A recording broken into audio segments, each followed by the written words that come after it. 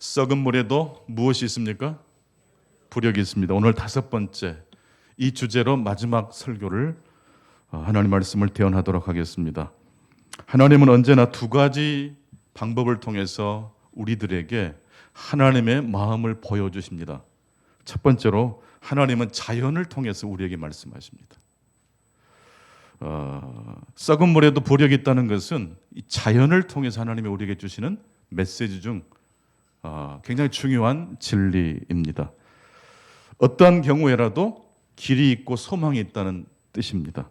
두 번째로 하나님은 자연을 통해서 일반 은총을 통해서 말씀하실 뿐만 아니라 일반 은총만으로는 하나님의 마음과 계획을 다 알 수가 있습니까? 없습니까? 없어요. 그래서 특별 은총인 성경 말씀을 통해서 하나님은 매주일 매일매일 하나님의 말씀을 통해서 우리에게 갈 길을 밝히 보여주시고 하나님의 마음이 어떤 마음인지를 알 수 있도록 이 성경 말씀을 통해서 말씀하십니다. 그렇다면 두꺼운 이 성경책을 한 문장으로 정리한다면, 표현한다면 어떻게 표현할 수 있을까요? 욕심을 내보는 겁니다. 이렇게 두껍고 많은 내용이 기록되어 있지만 그 성경을 한 문장으로 표현한다면 바로 이런 내용이 될 것입니다. 기독교 신앙은 심오한 모순의 경험에서 비롯된다. 같이 한번 해보실까요? 기독교 신앙은 심오한 모순의 경험에서 비롯된다. 성경에 나오는 인물과 모든 사건들은 궁극적으로 그리스도 예수를 가리킵니다. 그런데 성경에는 아름다운 이야기가 있을 뿐만 아니라 종종 모순과 혼돈스러운 이야기도 나옵니다. 지난주일 보았던 말씀 사사기 19장에도 보게 되면 레위인의 첩 이야기 너무 충격적이잖아요. 그 이야기를 통해서 하나님은 그 시대가 얼마나 타락했는지를 말씀하시고 계십니다. 뿐만 아니라 그렇게 목소리를 내지 못하고 죽어야 했던 그 소자들을 성경은 담고 있다는 것을 그렇게 에둘러서 표현하고 있습니다. 하나님은 이 사사기 이야기를 통해서 약자를 배제하는 신앙을 해체하라고 말씀하십니다. 약자가 보호받지 못한 세상은 가짜라는 것입니다. 그런 신앙은 짝퉁이라고 말씀하십니다. 하지만 여러분, 이 해체하라는 이 이야기를 잘못 오해하시면 안 됩니다. 해체하라, 파괴하라, 무너뜨리라 그런 의미가 아닙니다. 여기서 해체란 말을 신앙을 그만둬라, 교회 문을 닫으라 라는 의미로 해석하면 안 됩니다. 세수는 새 부대의 그런 의미죠. 오히려 그런 이야기를 통해서 그 시대의 아픔, 그 시대의 문제점을 말씀하시면서 고정관념에 익숙함에 머물러 있는 사람들의 잘못된 신앙을 해체함으로 궁극적으로 살아있는 하나님을 만날 수 있어야 된다는 의미입니다. 노아는 홍수 심판 말씀을 듣고 방주를 짓기 시작했습니다. 무려 120년이라는 시간을 사람들의 비아냥 소리를 다 견디면서 하나님의 말씀에 순종했습니다. 그리고 노아와 노아의 가족 그리고 온갖 동물들이 1년 11일 동안 방주 안에서 기거했습니다. 홍수 심판 때 구원을 받기 위해서는 어디로 들어가야 됩니까? 방주로 들어가야 됩니다. 그런데 여러분, 이제 오늘 구약 본문을 보니까 이제 홍수 심판이 끝난 다음에 하나님께서 노아에게 말씀하십니다. 뭐라고 말씀하십니까? 방주에서 나가라 라고 말씀하고 계십니다. 하나님의 구원은 두 가지 내용이 있어요. 방주로 들어가는 것이 구원이고 때가 되면 방주에서 어떻게 해야 돼요? 나와야 돼요. 나를 살린 이야기를 계속 붙들고 있으면 안 돼요. 강을 건넌 다음에는 나룻배를 어떻게 해야 돼요? 놔두고 갈 길을 가야죠. 계속 머리 위에다가 이고 가는 사람이 있습니까? 이제 홍수 심판이 끝났습니다. 방주에서 나오는 것이 하나님의 말씀, 하나님의 구원에 순종하는 것입니다. 왜 하나님은 방주에서 나오라고 명령하셨을까요? 나와도 되니까. 하지만 노아가 방주에서 나온 즉시 가장 먼저 노아의 눈에 띄었던 것은 무엇일까요? 그것은 바로 썩은 땅이었을 겁니다. 여러분, 썩은 물에도 무엇이 있어요? 부력이 있어요. 그럼 썩은 땅에는 무엇이 있을까요?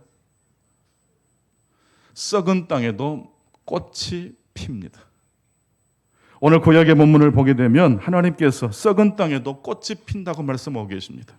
창세기 8장 13절부터 19절까지 다시 한번 말씀을 봉독하시겠습니다. 시작. 601년 첫 달 첫째 달 곧 그 달 첫 하루날에 땅 위에서 물이 거친지라. 노아가 방주 뚜껑을 제치고 본즉 지면에서 물이 거쳤더니 둘째 달 21의 날에 땅이 말랐더라. 하나님이 노아에게 말씀하여 이르시되 너는 내 아내와 내 아들들과 내 며느리들과 함께 방주에서 나오고 너와 함께한 모든 혈육 있는 생물 곧 새와 가축과 땅에 기는 모든 것을 다 이끌어내라. 이것들이 땅에서 생육하고 땅에서 번성하리라 하시매 노아가 그 아들들과 그의 아내와 그 며느리들과 함께 나왔고 땅 위의 동물 곧 모든 짐승과 모든 기는 것과 모든 새도 그 종류대로 방주에서 나왔더라. 썩은 땅에도 꽃이 핍니다. 썩은 땅에도 생명이 시작됩니다.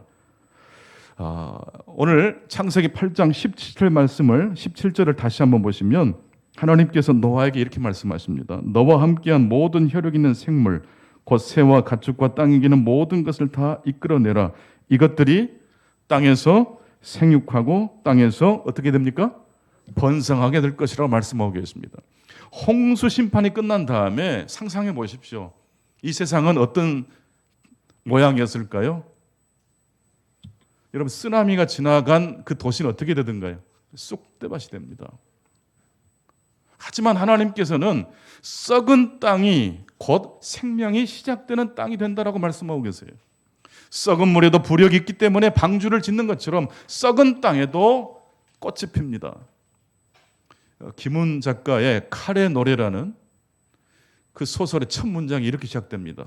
버려진 섬에도 꽃이 피었다. 이 한 문장이 그냥 소설 전체를 요약하는 문장이에요. 마찬가지로 오늘 이 설교를 정리하자면 썩은 땅에도 무엇이 피어요? 꽃이 피었다는 문장으로 정리할 수 있어요. 해답은 깨끗하고 좋은 땅이 아니라 썩은 땅에 해답이 있습니다. 우리 인생의 수수께끼를 푸는 열쇠가 썩은 물에 부력이 있다는 진리 속에 있고 썩은 땅에 하나님의 나무가 꽃이 핀다는 말씀 속에 있습니다. 구원은 그러므로 어디에 있습니까? 우리가 찾고 그토록 구하는 구원, 내 인생의 해답은 어디에 있을까요? 오늘 첫 번째 주신 하나님의 말씀입니다. 해답은 고통 속에 있습니다. 같이 해보실까요? 해답은 고통 속에 있습니다. 개그맨 고명환 씨가 있습니다. 이분이 대단한 분이더라고요. 요식업으로 성공하신 분이기도 하고 유명한 작가이기도 하고 또 유명한 강연자이기도 합니다. 이분이 그런 말을 하고 다녀요. 해답은 고통 속에 있습니다. 이분은 성공한 사업가이면서 동시에 신실한 기독교인이기도 합니다. 이분이 하루에 10시간씩 책을 읽고 그 책 속에서 발견한 진리가 딱 하나로 요약하자면 이거예요. 해답은 어디 있다? 고통 속에 있다. 이게 3,000권의 책을 읽고 깨달은 진리예요. 그리스인 조르바란 소설에는 이런 문장이 나옵니다. 나를 구하는 유일한 길은 남을 구하려고 애쓰는 것이다. 나를 구원하는 것은요, 다른 사람을 구원할 때 내가 구원받는다는 뜻이에요.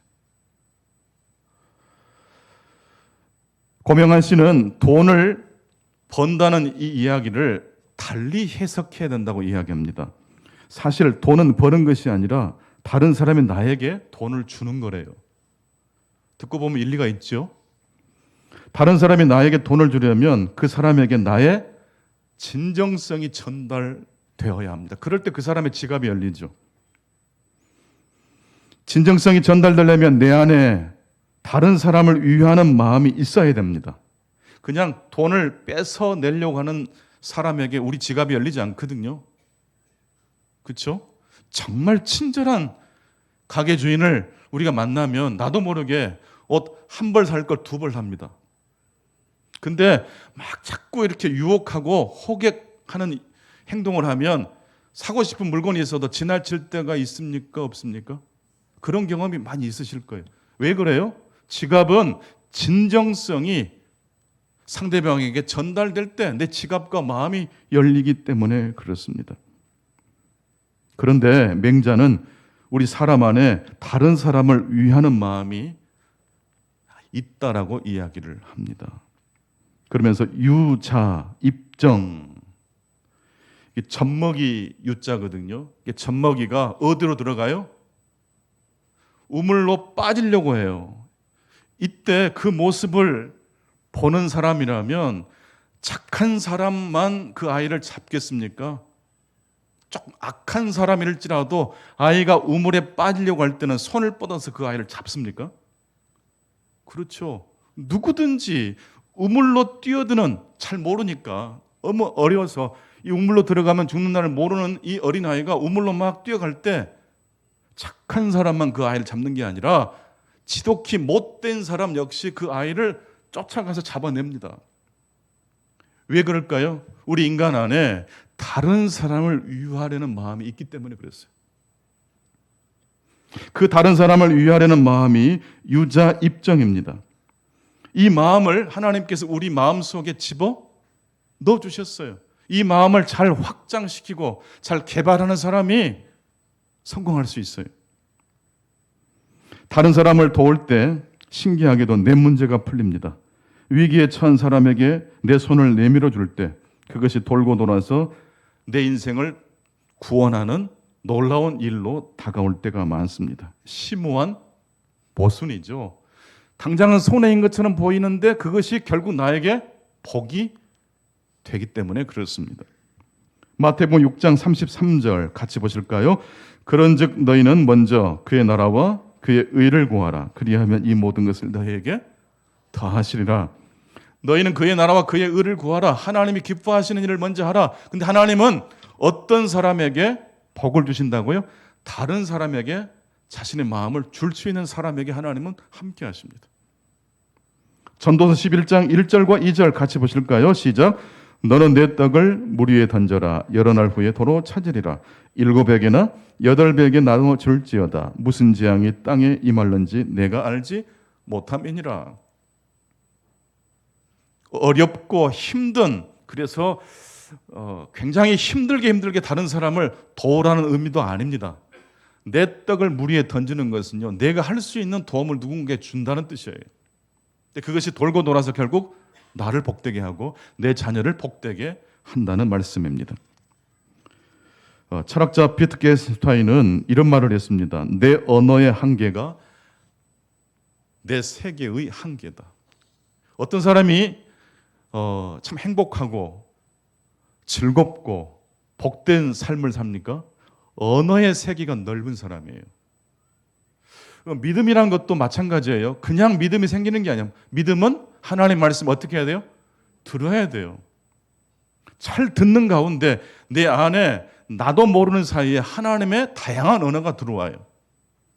썩은 물에도 불이 있고 썩은 땅에도 무엇이 피어요? 꽃이 피어요. 이런 이야기를 내 마음속에 저장하고 그걸 꺼내서 쓸 때마다 내 세계가 어떻게 돼요? 확장되고 넓어져요. 그런데 보통 사람들은 어떤 일을 시작할 때 절반의 언어만 가지고 일을 시작하는 경향이 있습니다. 예를 들어서 식당을 창업한다고 하십시다. 그러면 어떤 기가 막힌 메뉴로 고객들의 마음을 살 것인가 생각합니다. 그리고 직원들의 유니폼도 깔끔하고 세련된 것을 입힐 생각을 합니다. 그리고 이 가게가 많은 사람들에게 알려질 수 있도록 홍보에 대한 생각도 합니다. 근데 이 사람의 이 언어 속에는 지금 어떤 언어만 있습니까? 희망의 언어밖에 없는 거예요.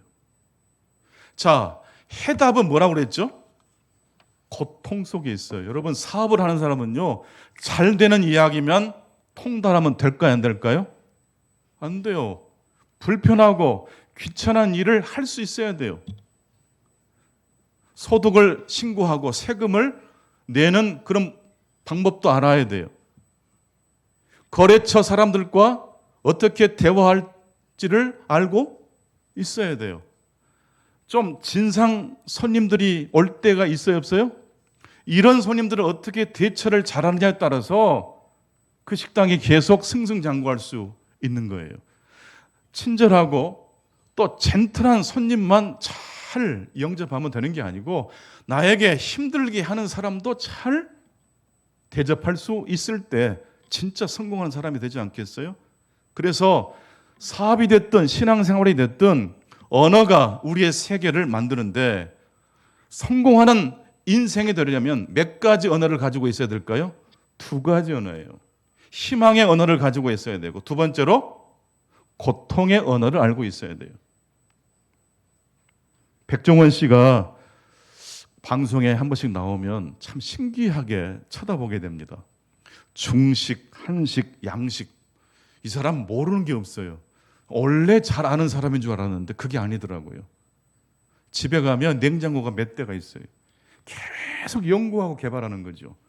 중식당을 가면 이 음식의 재료가 무엇인지를 그냥 다 나열합니다. 그리고 음식의 재료가 무엇인지만 나열합니까? 이 음식을 만드는 도구에 대한 이야기도 다 알고 있습니다. 즉, 잘 되는 이야기뿐만 아니라 잘 되게 하는 이야기를 위해서 고통스러운 모든 과정을 이분은 겪었어요, 안 겪었어요? 겪었어요.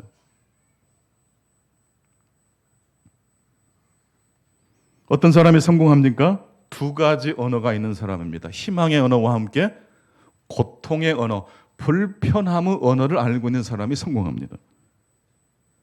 참된 기독교인으로 살아가는 사람 역시 두 가지 언어를 가지고 살아가는 사람입니다.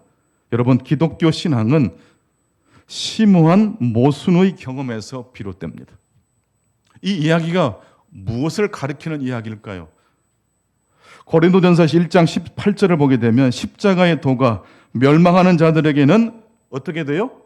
미련한 것이 되고 구원을 받는 우리에게는 하나님의 능력이 돼요. 십자가의 언어를 모르는 사람이 신실한 그리스도인으로 살 수 있을까요? 그 불가능해요. 십자가 앞에 자신의 영혼을 내놓는 경험이 없는 사람이 그 십자가의 능력을, 혜택을 누릴 수 있을까요?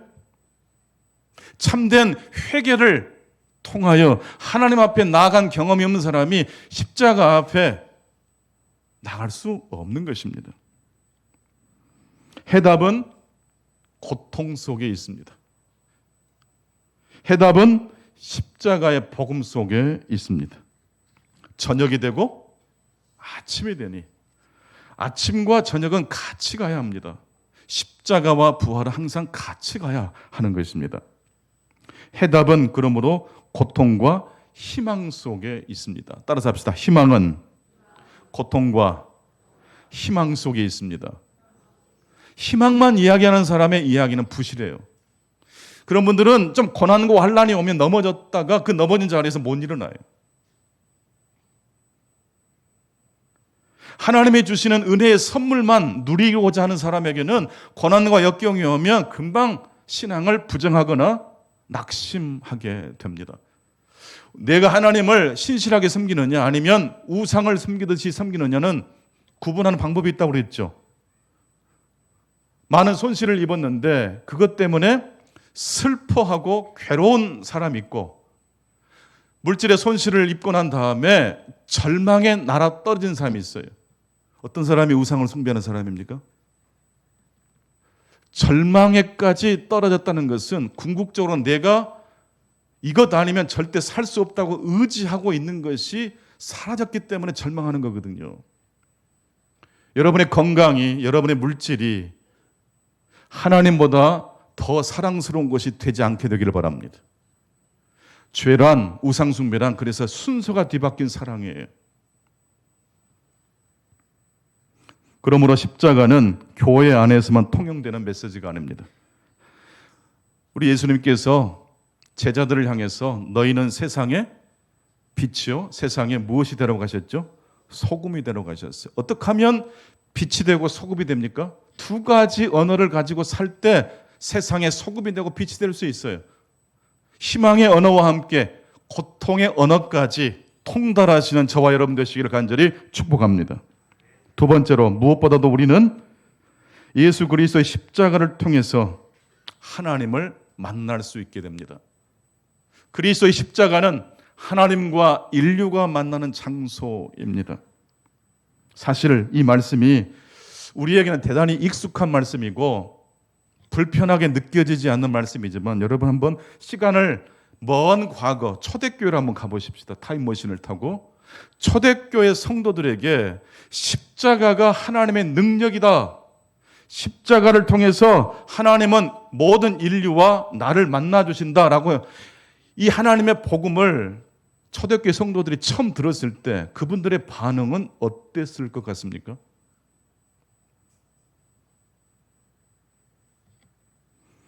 하나님이 인간으로 오셔서 유죄 판결을 받고 죽으셨고 그것을 통해서 하나님의 뜻을 드러내셨다는 이 역설의 복음.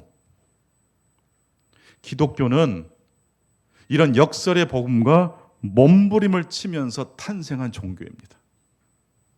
교회 등록하면 교인은 될 수 있어요. 그러나 여러분 신앙생활을 하면 할수록 두 가지 언어를 통해서 우리를 찾아오시는 하나님을 만나실 수 있기를 바랍니다. 고뇌가 있어야 돼요. 과연 이 십자가의 복음이 나에게 어떤 도전을 두는지를 묵상할 수 있어야 돼요. 썩은 물이 방주를 뜨게 했습니다.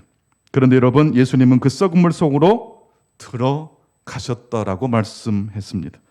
그래서 예수님은 죄인인 우리들의 마음속으로도 들어오시는 분이십니다. 여러분 그리스도를 만나려면 우리 역시 어디로 가야 될까요? 썩은 물로 내려가야 됩니다. 불편하게 보이는 십자가의 복음 앞으로 나아가셔야 되실 수 있기를 바랍니다. 어떻게 하면 우리가 그리스도의 죽음이라는 이 혼돈의 물로 내려갈 수 있습니까? 믿음으로 내려가는 겁니다. 세상 사람들은 십자가의 복음을 부끄러운 것이라고 미련한 것이라고 말합니다. 그럴 때 우리 그리스도인들은 아니야. 지금 당장 이해가 되지 않지만 하나님인 그분이 우리 인간의 몸을 입고 우리의 죄를 끌어안고 십자가에 달려 죽으시고 부활하셨어. 이 복음을 믿음을 통하여 연합하는 자에게 하나님은 생명의 은혜를 베풀어 주십니다. 예수님은 영문 밖 갈보리 언덕에서 십자가에 달려 돌아가셨습니다. 예수님은 어디에서 십자가에 달려 돌아가셨다고요? 예루살렘 성 안이 영문 밖이에요. 진영 바뀝니다. 성은 바뀝니다. 안정된 곳, 질서가 잡힌 곳 너머로 나아갈 때 예수님을 만날 수가 있습니다. 고로 갈등과 혼돈이 없는 신앙은 가짜입니다. 여러분 예수님의 십자가가 한 번이라도 헷갈려 보신 적이 있거나 부끄럽게 여겨진 적이 있으십니까? 그게 없다면 그건 가짜예요. 초대교회 성도들은 이 십자가의 복음이 굉장히 곤혹스러웠어요. 말이 안 되는 거잖아요. 어떻게 하나님이 십자가에 달려 죽습니까? 그런 무기력한 패배한 신을 우리는 구원자라고 믿지 않습니까? 기독교는 한 인간의 삶이 하나님의 계시라고 믿습니다. 그 인간은 십자가에 달려 못 박혀 죽으셨습니다. 때문에 우리는 그 십자가 때문에 우리의 삶이 어떤 처지에 놓인다 할지라도 절망하지 않을 수 있습니다. 왜냐하면 하나님은 우리의 고통과 동일시하시는 하나님이시기 때문에 그렇습니다. 꾸정물, 썩은 물, 죄로 가득한 요단강 물속으로 풍덩 들어오신 예수 그리스도는 우리의 삶의 자리까지 뚫고 들어오십니다. 그래서 우리가 넘어지고 부서졌다 할지라도 다시 멘탈을 잡을 수가 있어요. 그리스도의 십자가는 하나님과 인류가 만나는 장소입니다. 하지만 이 초대교회 성도들에게 이 십자가 설교는 대단히 낯설고 불편한 설교였습니다. 그리고 이 메시지 속에 담겨있는 하나님을 전하는데 초대교회 성도들은 대단히 애를 먹고 힘들어했습니다.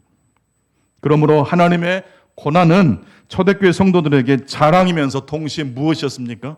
수치였습니다.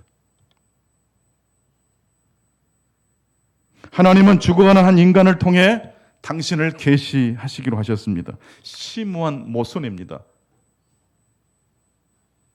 영웅 같은 메시아를 통해서 하나님의 복음을 설명하신 게 아니라 십자가에 달려 못 박혀 돌아가신 한 인간을 통해서 하나님은 당신의 복음을, 하나님의 나라를 드러내셨다는 말씀입니다. 하나님은 그러므로 어디에 계실까요? 종종 우리는 일이 잘 될 때, 내가 보기에 아름답고 놀라운 어떤 곳에 하나님이 함께 하신다라고 이야기를 하면서도 비극과 공포와 탄식이 있는 자리에는 하나님이 계시지 않는 것처럼 그렇게 생각할 때가 있습니다. 여러분, 고통과 번뇌의 자리에 하나님이 계십니까? 계시지 않습니까? 계시는데 어떤 모습으로 계실까요? 좀 멀리 떨어져 계세요. 안 계신 건 아니에요. 근데 멀만 채 계세요. 그래서 우리가 착각할 수 있어요. 하나님이 안 계신 것처럼. 마지막 세 번째로, 하나님은 언제 우리에게 손을 내미십니까? 우리 그리스도인들은 행복을 통고할 때 내가 누구인지를 발견한 것이 아니라 내 뜻대로 되지 않는 자리를 경험할 때 내가 누구인지를, 하나님 앞에 내가 누구인지를 경험합니다. 그럴 때 내가 누구인지를 깨닫게 될 때 하나님이 우리의 손을 잡아 주신다는 것입니다. 칼뱅 선생은 인간을 아는 지식과 하나님을 아는 지식이 하나로 엮여져 있다고 말합니다. 내가 누구인지를 잘 아는 사람은요, 하나님이 어떤 분인지를 알 수 있다는 뜻이에요. 하나님이 어떤 분인지를 잘 묵상한 사람은 내가 어떤 존재인지를 또 잘 알아요. 여러분, 사람과 사람 앞에 사람을 비교하면 신앙이 자랄 수가 없어요. 매주일 하나님을 예배하는 자리에 꼭 나오셔서 하나님 앞에서 내가 누구인지를 발견하게 되실 수 있기를 바랍니다.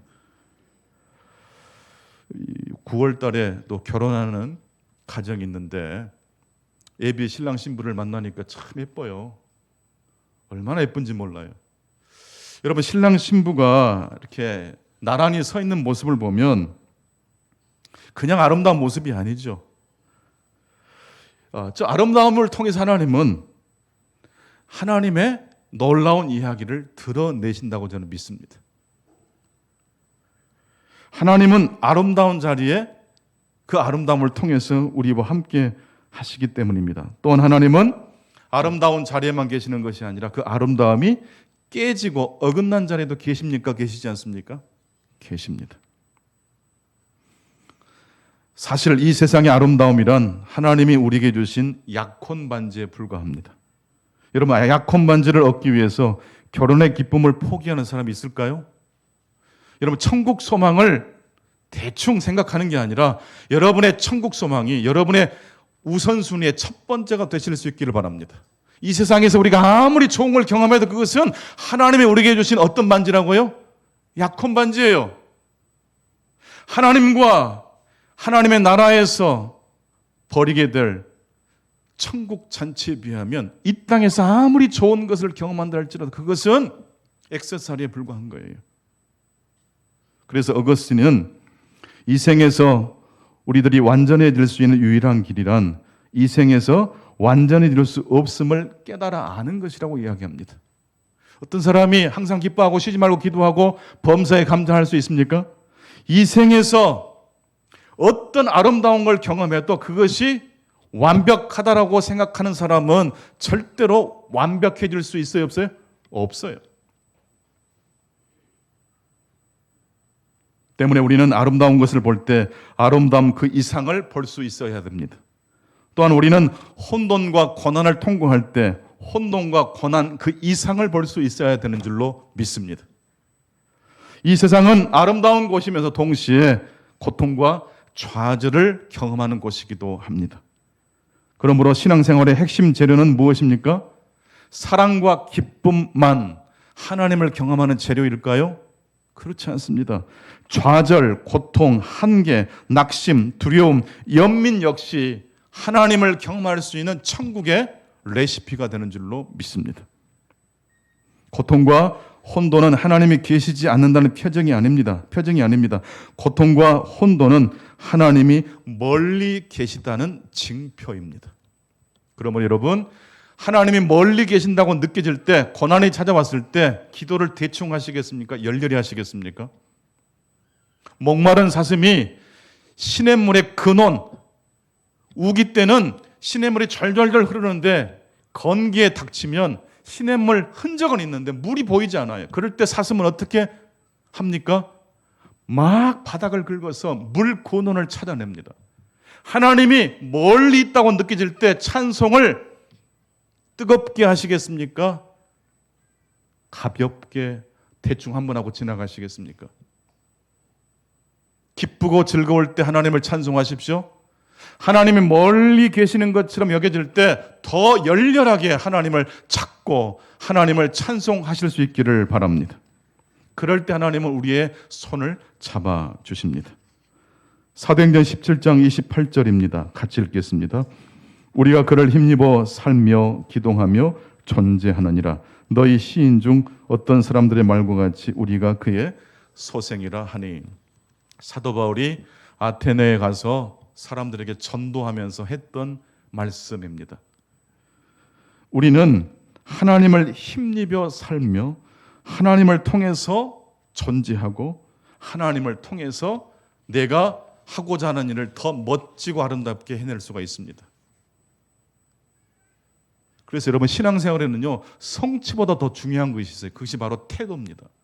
같이 한번 해보실까요? 성취보다 더 중요한 것은 태도다. 하나님 앞에 어떤 태도를 가지고 살아가느냐. 여러분, 하나님께 꼭 매달려 있을 때만 하나님이 우리에게 주신 물질 건강이 제대로 된 물질, 그리고 하나님이 주신 건강으로, 건강에 안주하거나 힘든 일 때문에 좌절하는 것이 아니라 하나님이 내 인생의 주인이심을 알기에 하나님께 매달려 있을 동안에는 기쁨도 슬픔도 하나님께 매달려 있는 사람에게는 더 기쁨이 될 것이고, 그 슬픔을 통해서 그 이상을 바라볼 수 있도록 하나님이 역사하실 줄로 믿습니다. 하나님께 매달려 있어야 돼요. 그래서 구제하거나 헌금할 때 내 것을 하나님께 드린다고 생각하면 그건 우상숭배하고 있는 중이에요. 우리 게 어디 있어요? 하나님이 주신 거예요. 내 시간을 하나님께 드리는 게 아니에요. 하나님의 시간을, 하나님께 선물로 받은 것을 하나님께 드리는 거예요. 그래서 봉사하는 사람들은 항상 열매를 추구하면 안 돼요. 태도가 중요해요. 하나님께 매달려 있는 태도를 가지고 어떤 사역을 하든지 그런 태도와 자세로 사역을 하면 교회에서도 세상에서도 성공하는 사람이 될 것이라 믿습니다. 말씀을 맺겠습니다. 오늘은 세 가지로 하나님께서 우리에게 말씀해 주셨습니다. 우리 인생의 문제에 대한 해답은 어디에 있습니까? 고통 속에 있습니다. 희망의 언어만 이야기하는 사람은 절반의 성공에 무너지고 맙니다. 정말로 성숙하고 근사한 신앙생활을 하고 계신 분들의 삶의 언어를 들여다보면 항상 희망의 언어와 함께 고통의 언어가 있어요. 두 번째로, 그리스도의 십자가는 하나님과 인류가 만나는 장소입니다. 마지막 세 번째로, 하나님은 우리들이 하나님께 매달려 있을 때 우리에게 찾아오시는 하나님이십니다. 기독교 신앙은 심오한 모순의 경험에서 비롯됩니다. 여러분의 인생의 모순 역시 그리스도 십자가와 연결되어 있음을 이 아침에 묵상하실 수 있기를 간절히 축원합니다. 존귀하신 하나님, 감사합니다. 이제 무더운 여름이 지나가고 서늘한 바람이 부는 계절이 다가오고 있습니다. 우리 인생에도 영적인 가을이 올 수 있도록 도와주옵소서.